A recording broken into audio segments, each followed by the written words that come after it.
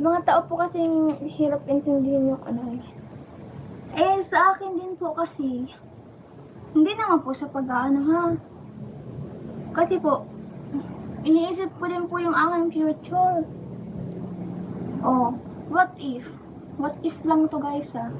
What if lang, baka kung bigyan nyo na naman ng mali siya, or bigyan nyo naman ng pangbabash yung salita ko.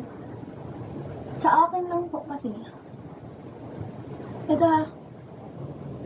Kasi po, di ba? Minsan na lang din akong i-vlog ni Kuya Edo kasi busy siya. Yun yung ano ko doon. Yun yung ano ko doon po.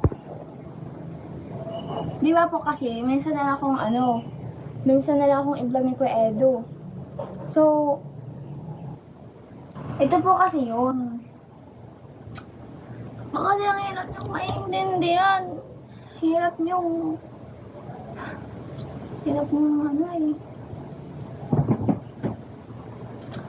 Di ba po kasi college naman na ako.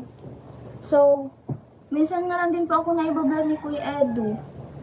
Tsaka, yung course ko po, ito na po ha, baka kung i-watch na naman ako dahil sa akin akong course.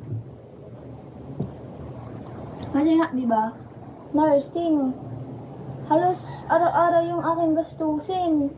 Saan ba ako kukuha ng panggastos ko? Ganun po yun ang iniisip ko. Gusto ko lang naman po ng ano. Tapos sasabihin nyo, walang magulang. Wala ba yung magulang? Gaganin nyo ako.